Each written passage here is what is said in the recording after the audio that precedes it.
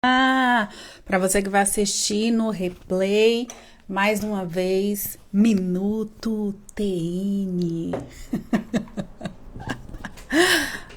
E hoje eu vou falar de um tema que também foi pedido por vocês, que foi votado na caixinha de perguntas: pré-biótico, probiótico, e de brinde eu vou falar de pós-biótico e paraprobiótico. Gente, é tanto nome massa. Eu vou dar só um tempinho aqui para o Instagram avisar. E eu vou enviar uns aviãozinhos aqui. Se vocês que entraram agora puderem me ajudar também. Eu vou mandar aqui para algumas pessoas. Algumas nutricionistas. Quem puder me ajudar para o Instagram chamar mais pessoas. Hoje a concorrência é grande, eu sei, sexta-feira.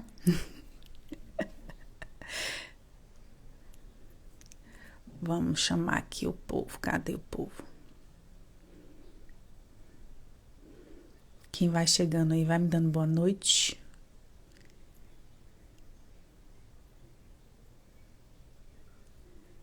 Esse tema é legal.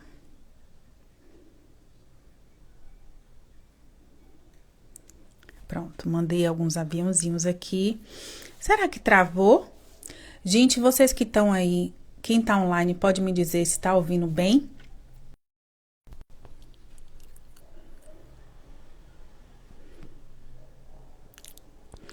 Oi, amiga, me diz, Livinha maravilhosa. Me disse o áudio tá ok, amiga, aí? Marise, seja bem-vinda. Deixa eu botar aqui nos comentários para quem chegar saber do que a gente tá falando.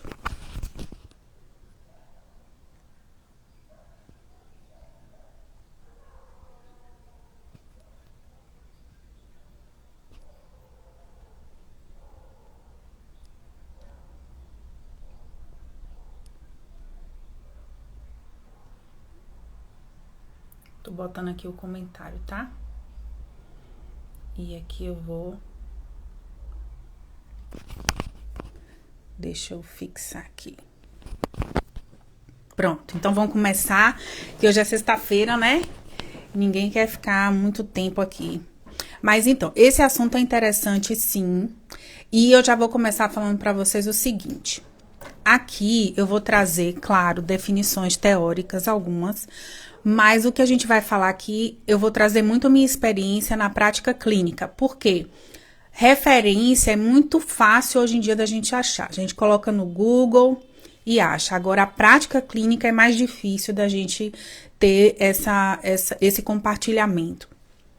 Então, primeira coisa, pré-biótico, né, que é, como o próprio nome já diz, o pré, que vulgarmente a gente chama como a comida da bactéria, que é a fibra, que é a parte não digerível do alimento, que as bactérias vão utilizar para comer e produzir as substâncias, ok? O pré-biótico é isso. O probiótico é a própria bactéria, ou seja, é a bactéria que tem a função benéfica no organismo, porque a gente tem dois tipos, né? Que tem benefício e a que traz um malefício. Desculpa, gente. E aí, veja só, quando a gente tá falando de... Aí tem o pré, tem o probiótico, tem o simbiótico, que é a união dos dois, do probiótico com a fibra, da bactéria com a fibra. Mais recentemente agora, tem surgido dois nomes diferentes. O pós-biótico. O pós-biótico, como o nome já sugere, ele está relacionado a o que a bactéria, ou seja, o probiótico, vai produzir após se alimentar com a fibra pré-biótica. De forma mais simples, né? Assim, eles trazem que é uma substância residual produzida pela bactéria, pelo probiótico, com efeitos benéficos. Na verdade, gente, a ciência está descobrindo que primeiro a gente começou com o pré, né? O benefício da fibra. Aí descobriu, bom, não é só a fibra, é a bactéria que fermenta a fibra que vai trazer o efeito positivo. Na verdade, não é só a bactéria nem a fibra, é o que essa bactéria vai produzir quando ela ingere a fibra, no caso, quando ela fermenta a fibra que a gente ingere. Isso que eles chamam de pós-biótico. Eu vou dar um exemplo comum que algumas pessoas na faculdade de nutrição já devem ter escutado sobre isso. Marcos, eu vou responder sua pergunta, prometo. Até me perdi aqui agora, eu fui ler o comentário de Marcos e me perdi. Mas, um exemplo comum de pós-biótico que a gente vê na faculdade de nutrição quando a gente estuda bioquímica e depois também, né? Porque a bioquímica nos acompanha para quem estuda, para quem... Boa noite, Pati! É o butirato. Na verdade, gente, o pós-biótico a gente já conhecia com outro nome, que é o ácido graxo de cadeia curta, que as bactérias produzem quando elas fermentam as fibras que não são digeríveis pelo nosso intestino. Esse é o pós-biótico. E a ciência tem observado o quê? Que os benefícios mais positivos em relação ao organismo, na verdade, é em relação ao pós-biótico. Você vê como, né, a ciência vai evoluindo e ela vai ficando cada vez mais detalhista nessas questões e vai descobrindo a origem das coisas. Primeiro eu quero falar que não é mais correto utilizar o termo flora intestinal, né, é microbiota intestinal.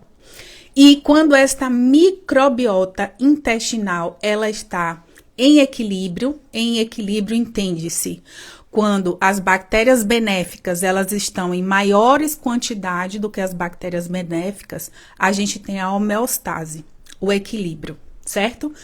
Quando essa bactéria, quando a população de bactérias, elas estão desequilibradas, ou seja, a gente tem maior quantidade das maléficas em relação às benéficas, a gente tem o que as pessoas já conhecem como disbiose intestinal.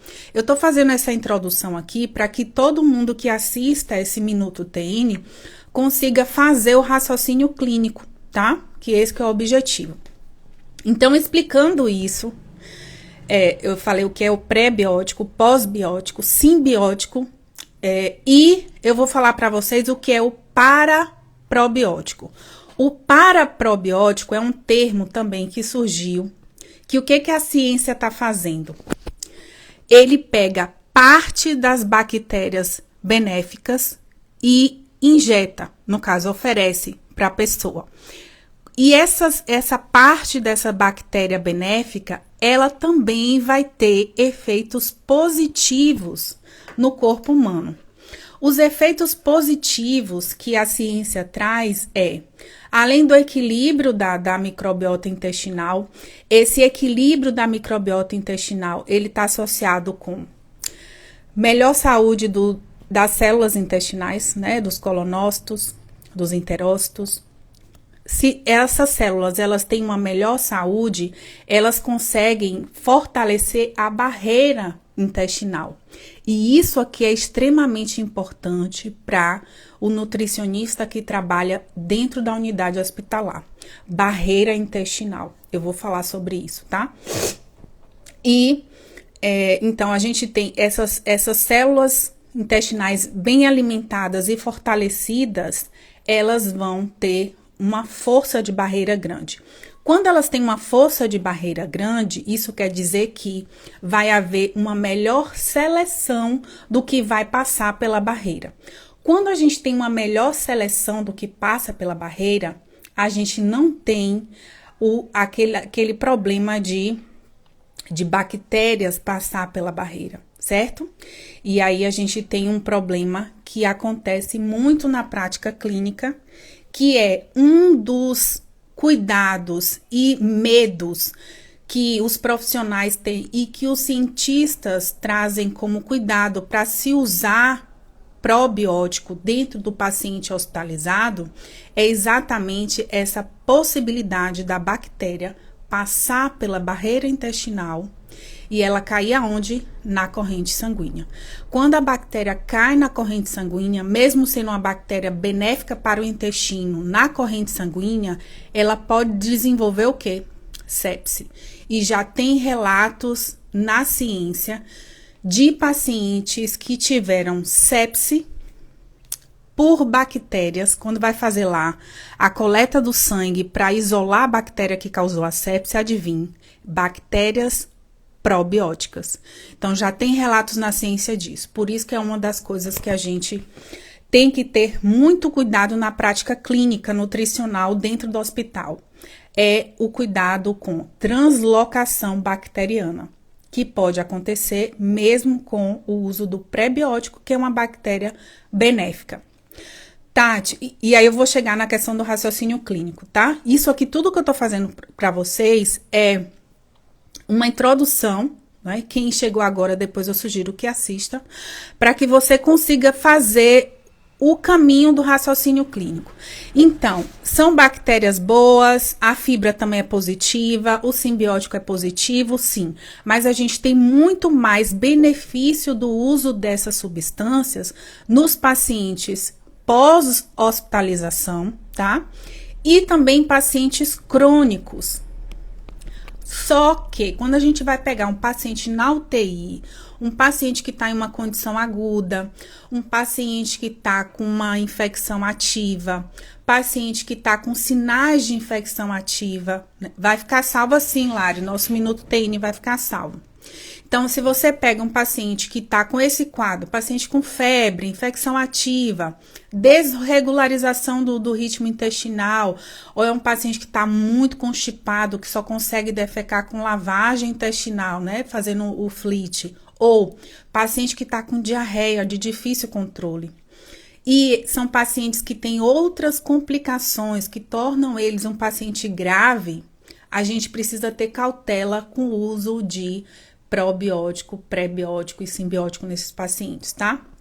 Qual é a questão que a gente precisa ter cuidado em relação ao uso do prebiótico? É mais raro a gente ver o prebiótico dentro de hospital, mas tem também, ok? Mas o simbiótico, às vezes, é muito mais utilizado na prática clínica. E qual é eu não vou dizer qual é o problema, mas o que o nutricionista tem que ficar atento quando ele começa a usar simbiótico num paciente que está em terapia nutricional, em uso de sonda, por exemplo, né? Ou em uso de suplemento nutricional. Você tem que ficar atento à avaliação do abdômen, porque a fibra, ela vai fermentar. Se esse paciente tiver com disbiose, uma disbiose em atividade, uma disbiose importante, ele vai distender, ok? O que essa distensão pode trazer de prejuízo? Muitas coisas. Por exemplo, se o paciente estiver em ventilação mecânica, você pode, com a distensão abdominal provocada por uma fibra que não deveria ser ofertada naquele momento, e principalmente a fibra pré-biótica, ela tem uma capacidade de fermentação muito maior do que a fibra da fórmula enteral, que a fibra da fórmula enteral, ela já é uma fibra desenhada para alimentação enteral, ok? Então, a fibra pré-biótica, ela pode fermentar muito mais rapidamente e o paciente pode distender. Isso pode prejudicar a respiração, isso pode prejudicar o desmame da ventilação mecânica. Isso tudo, gente, é raciocínio clínico. E você precisa avaliar o paciente diariamente, tá? Ver os sinais físicos. Isso em relação às fibras. E o probiótico, eu tenho que ter cuidado com, além da translocação bacteriana, uma coisa que é extremamente importante é o uso de probiótico quando ou simbiótico, principalmente com a equipe de enfermagem bem treinada. Por quê? Porque já tem artigos mostrando também contaminação cruzada, como é a bactéria que era para ser infundida na sonda, por exemplo, que era para estar no intestino, foi encontrada na corrente sanguínea. Por quê? Manipulação do catéter após infusão do probiótico. Olha só que interessante. Isso é coisa que eu aprendi na prática. e nas discussões da equipe multiprofissional, conversando com o intensivista, fazendo essas trocas e também, claro, pesquisando na literatura. Então, são coisas importantes que a gente precisa ficar atento. Agora, em relação à prática, eu tenho excelentes resultados, por exemplo, paciente em uso de antibiótico de amplo espectro. Eu não vou falar o nome dos antibióticos aqui, porque senão o Instagram, ele entende como se eu estivesse fazendo propaganda de medicamento e derruba a live, tá? Mas os antibióticos de amplo espectro, né? Amplo espectro, que são antibióticos que quando o paciente começa a usar, a maioria, né, quase 100% dos pacientes começam a fazer diarreia. Quando esse paciente não tem aquelas condições de gravidade, você começa a fazer o probiótico, mesmo se você já sabe que vai iniciar antibiótico e o nutricionista de terapia nutricional que avalia e vê que o paciente não tem contraindicação, você já inicia o probiótico, ele faz a diarreia. Acontece mais raramente, e quando tem aumento da frequência, não é aquele aumento que precise suspender a nutrição enteral. Então, o paciente ganha muito com isso, tá bom? Como é que você fazia uso na prática, Tati? Olha, isso vai depender muito do serviço, de como se padroniza, porque cada hospital, se é público, se é particular, existem algumas limitações. Mas a gente pode fazer de 1 a 2 vezes ao dia, e, de preferência, um horário à noite. Porque o ideal do uso do probiótico ou é em jejum ou à noite. Como no paciente enteral, de nutrição enteral, a gente não consegue prescrever em jejum, porque ele está em nutrição contínua, né? 24 horas. Então, a gente prescreve muito à noite, que é um momento que o paciente vai dormir, pelo menos é o que a gente espera, né? Que o paciente vai dormir. E esse repouso durante o sono ajuda muito nessa recolonização das bactérias, tá bom? Então, amiga, obrigada. Nossa, que honra ouvir isso de você, minha musa da UTI, da terapia nutricional maravilhosa, Lívia Barreto.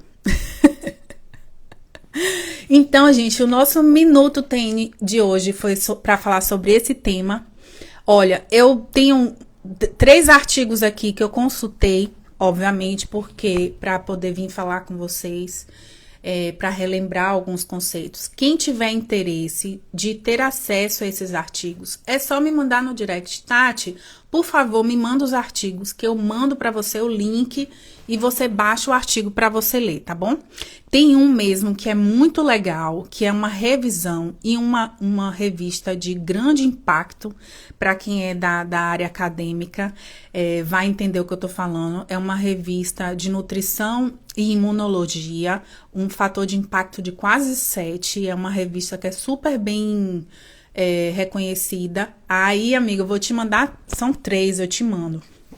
E aí revisão, artigos de revisão, que não é revisão comum, tá? Então dá pra gente aprender várias coisas.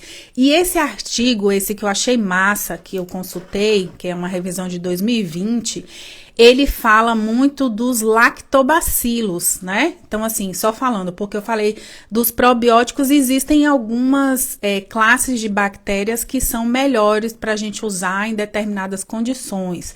Então, por exemplo, teve um congresso mesmo que eu peguei um folhetinho e eu nunca joguei fora esse folhetinho. Foi em 2018 que ele sugere as cepas a depender da condição.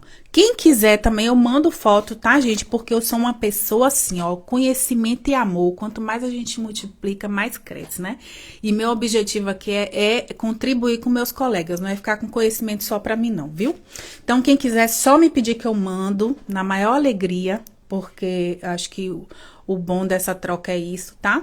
E dentre as bactérias mais utilizadas, tem as lactobacilos, né, a cepa dos lactobacilos, mas principalmente associado a diarreia, principalmente, que é uma das coisas que a gente mais tem problemas dentro da UTI ou mesmo em unidade de internamento em paciente que está com nutrição enteral, né?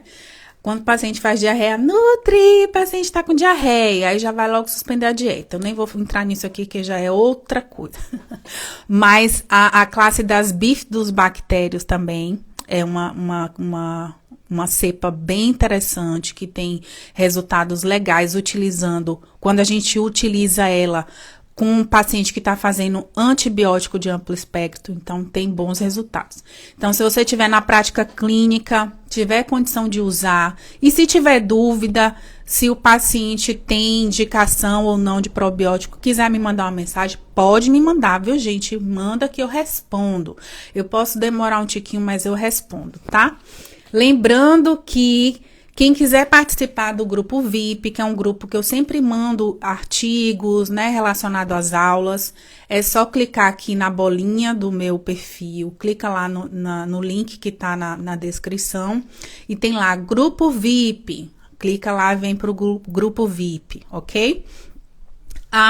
Tem o meu canal no YouTube também, do Nutri na Prática, que tem várias aulas, gente, gratuitas, para quem quiser estudar sobre terapia nutricional, principalmente os conhecimentos iniciais para relembrar, quem está começando a atuar em terapia nutricional, né, é interessante. Eu comecei a me interessar por terapia nutricional, eu ainda estava na faculdade, nem tinha disciplina na época. Então, pensando nisso que eu estou compartilhando com vocês. E também está aberta as inscrições para a imersão Nutri na Prática, que vão ser 6 encontros ao vivo, 1 ano de acompanhamento comigo, e quem já é minha aluna sabe disso, manda as dúvidas no grupo, os nutricionistas respondem, compartilham, e eu tô ali supervisionando, sempre tirando dúvidas, e quando elas precisam, elas me chamam, e eu acho isso sensacional, tá bom? Então, tem nutricionista de vários lugares do Brasil, tem nutricionista de hospitais públicos, particulares, e aí a gente conhece as realidades diferentes das colegas e vamos nos ajudando, porque esse é o objetivo do projeto Nutri na Prática, tá bom? Então é isso, eu acho que 1 minuto foi quase 1 hora, gente, mas esse assunto é massa, eu gostei. Tem fontes alimentares dos pós-bióticos também, ó, vinagre de maçã, uva, olha que azeitona, que são fontes de butirato, né, e de outros componentes de pós-bióticos e por aí vai, né? As fibras pré-bióticas eu acredito que já tá bem batido, né? Porque já tem muito tempo que são o que tem os alimentos funcionais, né? Que são fontes. E é isso, meus amores. Eu espero que vocês tenham gostado do Minuto TN de hoje. Tem uma caixinha nos stories. Quem quiser deixar lá sugestão de tema, pode botar. Já tem na fila falar de lactato, síndrome de realimentação, mas quem quiser deixar temas, pode botar lá que a gente vai fazendo aqui aos poucos, tá bom? Um grande beijo, boa sexta-feira para vocês, bom final de semana para vocês. E semana que vem nós faz mais Minuto TN, tá? Porque eu tô adorando ficar segurando esse microfone aqui, ó. Amiga Lívia, muito obrigada pela sugestão desse tema, eu amei, tá? E aqui é só 1 minutinho, para ser alguns minutinhos, né, gente? Aulas maiores a gente tem na imersão e na mentoria comigo, tá bom? Um beijo, fiquem com Deus. Ai, meu Deus, tem que responder a pergunta de Marcos, Lívia, como é que pode? Gente, Marcos fez uma pergunta assim, pra quem malha, qual desses é necessário? Marcos, meu querido, deixa eu te falar uma coisa, pra quem malha, qual desses é necessário, mais eficaz? Eu vou te dizer, todos eles são bons, sabe por quê? Porque quando a gente, todos eles vão ajudar na saúde do intestino. E, gente, eu vou dizer pra vocês, daqui um dia vai ter uma graduação só disso, viu? De intestino, porque intestino, e o intestino tem uma conexão com o cérebro, né? Bem diretão, então tem várias alterações aí que influenciam. Inclusive o pós-biótico e o probiótico, eles têm a capacidade de modular não só o sistema imunológico, mas a produção de neurotransmissores do bem-estar, dopamina, serotonina. Então, por aí já é bom para todo mundo, né? Mas se a gente pensar em, por exemplo, se você malha, Marcos, e você usa suplemento proteico, por exemplo, algum whey protein da vida ou qualquer outro tipo de aminoácido, se você modular suas células intestinais e você melhorar essa harmonia entre as bactérias, você vai garantir uma melhor absorção dessa proteína. E aí, meu filho, você vai pegar seus resultados e acelerar. Então, eu sou suspeita em falar porque todos os meus pacientes idosos, gente, que vêm para mim, principalmente pós-hospitalização, eu prescrevo probiótico, tá? Então, assim, é uma coisa que eu já incorporei na minha prática, claro, que primeiro eu avalio se esse paciente ele tem indicação, ok? Não é assim, chegou, prescrevi, não. A gente tem que ter critério, né? Porque eu não... 16 anos estudando para perder o serrinho, assim, à toa, não dá, né, minha gente? Então, é isso. Fiquem com Deus, um beijo grande. Marcos, você ficou satisfeito com a sua resposta? Eu não esqueci de você. Ainda mais que você é coligado aí da minha amiga Lívia Barreto, jamais. Você é VIP. Ou será que eu tô confundindo os Marcos? Meu Deus. Tô não, né, amiga? Tá certo. Ai, graças a Deus. Tá tudo certo. Ai, que maravilha. Então tá bom. Show de bola. Um abraço pra você, amiga. Um abraço pra Marcos. E Marcos, modula o intestino aí. Eu tenho até os pum vai ficar cheiroso. Até os pum, mentira, gente, cheiroso não fica, mas fedendo não fica também, tá? Diminui o mau cheiro. Diminui o mau cheiro. A amiga Lívia vai agradecer, né? Se os pum não fica fedendo. Então tá bom. O mal quando tem amigo na live, eu acho que eu já me sinto em casa e começo a falar um monte de besteira, né, gente? Mas é isso, é bom que vocês já vão vendo como é que eu sou. Eu sou essa pessoa nas aulas e é isso, tá tudo bem, muito obrigada. Um cheiro!